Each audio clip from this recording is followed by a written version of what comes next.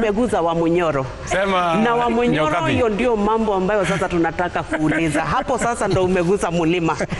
Wakati ulikuwa hapa na watu walikupenda sana, ulimchagua Bwana Rigathi Gachagua, akawa naibu wako, mkaingia katika uongozi. Sasa wakati tukiendelea na kazi, tukaona sijui ni jambo lipi ambalo lilikupa msukumo ama ni lipi lililosababisha akang'atuliwa kutoka kwa kiti cha unaibu wa rais. Ni jambo ambalo lilikera watu wengi sana wa Mlima, sababu walisema umemng'atua mtu wetu.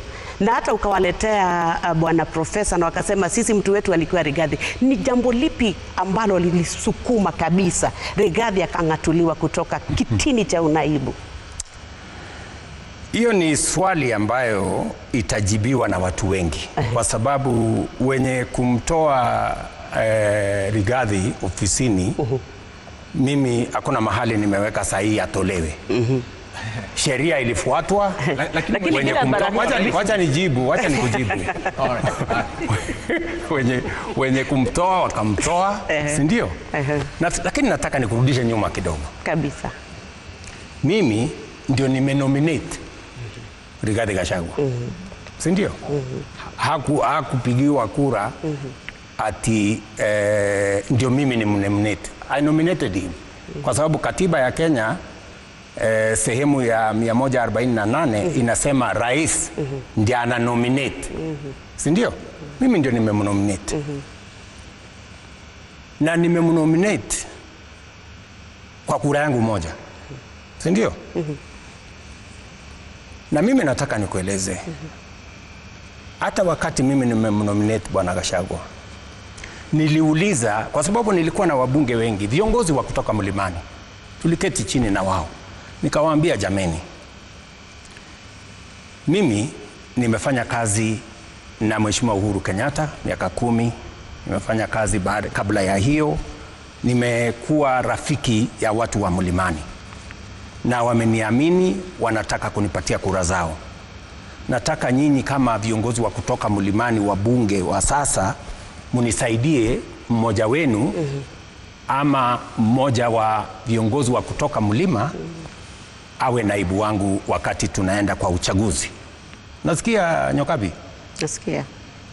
So nikawaachia nafasi, nikamwambia haya, munipatie mtu. Wakazungumza pale kwa ofisini yangu Karen pale nikiwa naibu wa rais, karibu mpaka saa 10 toka asubuhi. Mwisho wakaniambia tumeshindwa. So tufanye namna gani? Nikamwambia hapana, mweze kushindwa. Wakaniambia kwa sababu tumeshindwa tunaweza kupiga kura. Nikamwambia pigeni kura. Wakapiga kura. Nasikia? Si unataka ukweli? Kabisa. Ikapigwa kura. Huyo Profesa Kindiki akapata kura 27. Ule rafiki yangu Rigathi akapata kura 5. Unasikia? Sasa wakati hawa viongozi wameniletea majibu, nikawaambia wacha nifikirie kama vile tutakavyoenda. Mwisho nikawapasuate, nikawaambia sikizeni,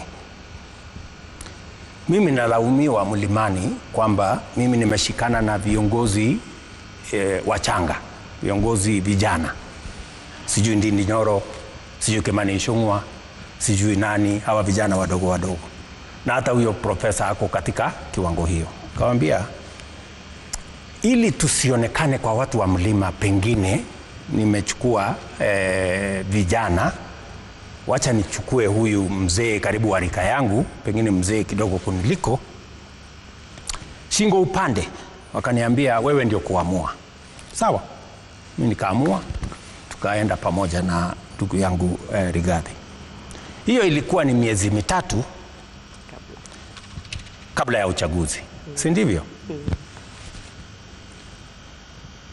Baada ya uchaguzi si tukaanza kazi. Mambo matatu yalitokea. Ya kwanza, shida. Kesi. Kila siku kwa kesi. Itumbi amesema, sijui ameandika nini. Sasa tukafanya kesi. Kaita Itumbi. Deputy President ameketi hapo, mimi hapa. wewe Deputy President anasema umefanya. Haya, tunamaliza kesi. Next, baada ya wiki moja, Faruk PA, mtu mdogo, amesema amefanya. Haya, naita Faruk, amefanya kesi. Tukamaliza hiyo. Kidogo Ndindi Nyoro amefanya, ameitisha mkutano sijui Kiharu, amepanga wabunge wengi. Mbona amepanga wabunge? Mbona naita Ndindi Nyoro. Tumeketi chini. Kesi. Haya, kuisha hiyo, Kimani Ichung'wah sijui amesema. Sasa mpaka nikamuuliza, ndugu yangu, wewe ni naibu wa rais wa Kenya, bloga huyu Dennis Itumbi bloga, unasumbuana na yeye nini? PA ya ofisi mtu kidogo, hawa vijana sijui Ndindi Nyoro, sijui Kimani Ichung'wah, sijui nani, sijui mama mwingine, sijui anaitwa wa kutoka hapa ati alikuja, sijui anamwambia wewe unazungusha marinda, sijui.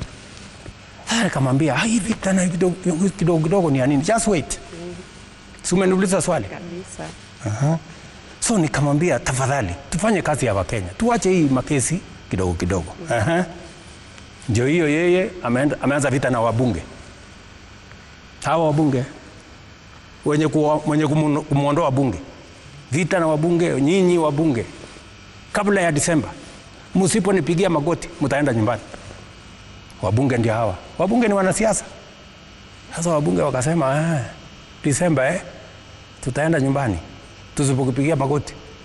Okay, kabla Disemba na sisi tutakushughulikia. Nasikia vita mwenyewe ameanzisha na wabunge. Ya tatu, naibu wa rais kazi yake kubwa ni kumsaidia rais. Mimi nikiwa naibu wa rais wa Uhuru Kenyatta, you people in the media, you are witnesses. Mtu mwenye kwenda TV kutetea program ya equipment ya hospitali, program ya electrification, program ya barabara ya serikali, ilikuwa ni mimi.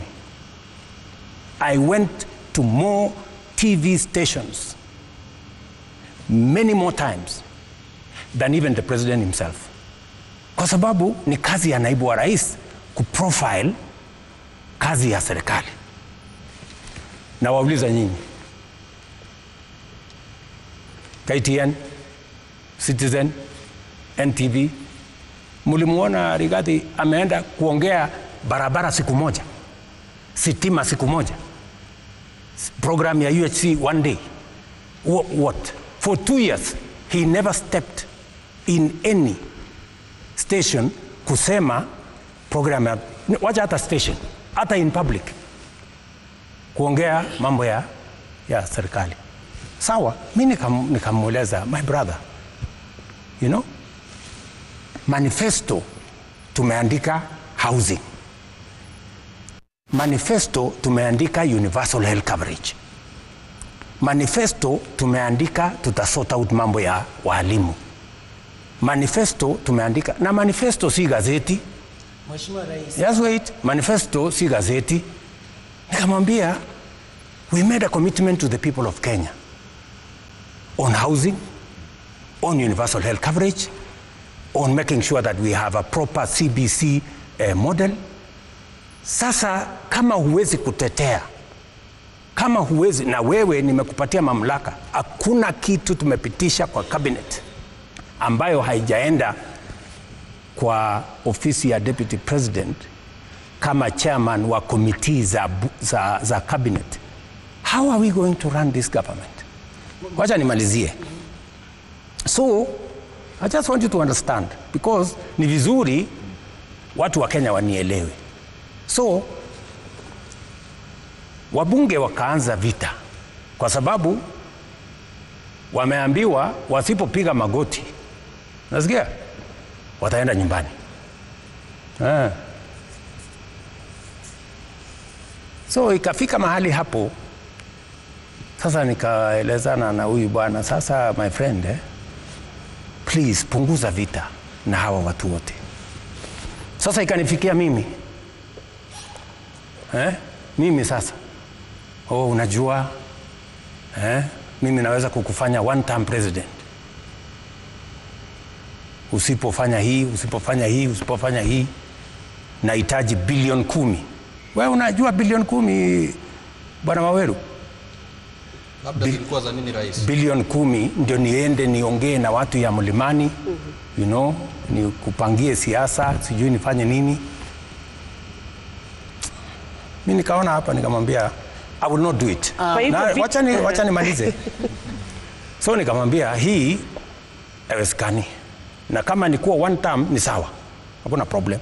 Kama wewe ndio kuamua nani atakuwa one term, nani atakuwa sijui how many terms, nilikuwa nafikiri ni wananchi wa Kenya na Mungu. Kama ni wewe, sasa amua vile unataka. Nasikia my friends. So wabunge wakaanza vita. And hata wabunge marafiki wa Rigathi watakwambia mara mbili niliita wabunge. Nikamwambia sikizeni. Hatukuchaguliwa kuja kupigana. Tulichaguliwa kuja kufanyia Wakenya kazi. Wachana na mambo ya impeachment. Mara ngapi? Mara mbili. Mara ya tatu nilikuwa nimeenda UN. Nikaitisha mkutano kwa sababu nilikuwa nimeona wameanza tena maneno ya impeachment. Nikaitisha mkutano, nikamwambia wabunge kujeni tufanye mkutano. Wabunge wakakataa kuja mkutano, wakasema wewe umetuzoea. Ulitukataza mara ya kwanza, ukatukataza mara ya pili, sasa utaamua. Either tutaendelea na tukuulizi, atuulizi kura yako. Kura yako haihitajiki bunge. Sisi tutafanya vile tunavyojua tutafanya. Hiyo ingine wachana na sisi. They never came for the meeting. My friends, I tried. In fact, kama ni kuokoa, nilimsaidia wakati wa bunge wa ile bunge ya mbeleni. Wakati walimkataa, mimi ndio nilimkubali. Wakati wamejaribu kumfanya impeachment ya kwanza, mimi ndio nimezuia. Impeachment ya pili, mimi ndio nimezuia. Sasa mimi nataka niwaulize nyinyi. Kwani Wakenya walinichagua mimi niende nifanyie kazi mtu mmoja ama nifanye kazi ya Wakenya wote? Mheshimiwa Rais. So, tafadhali mambo ya hiyo tufunge hiyo chapter. Wacha swali moja tu labda, sababu ulikuwa naibu wa rais. Kwa sababu wacha niwaambie. Kenya hii tuko na mambo ya viongozi. Lakini tuko na mambo ya wananchi. Mambo ya viongozi wananchi wataamua. Hakuna haja ya mimi kubishana na Rigathi ama wabunge wengine kwa sababu mambo yetu sisi wote itaamuliwa na si itaamuliwa na wananchi. So sisi wote tujipange. You know, ile imefanyika unfortunately. Lakini sasa nyinyi kama wananchi wa Kenya ndio baadaye wataamua huyu William Ruto tulimpatia kazi. Amefanya, hajafanya. Kama amefanya, watajua vile ya kufanya. Kama hajafanya, they know what to do. Mambo ni rahisi hivyo, lakini tusishinde tukipishana mambo ya viongozi. Kama tunaongea mambo ya viongozi miaka nenda miaka rudi, this press conference, that press conference, maneno ya wananchi tutaongea lini? Wakenya wenyewe mimi nimekuja Mount Kenya kuongea mambo ya wananchi. Mambo ya viongozi wananchi watatuamua. Mheshimiwa, hata hivyo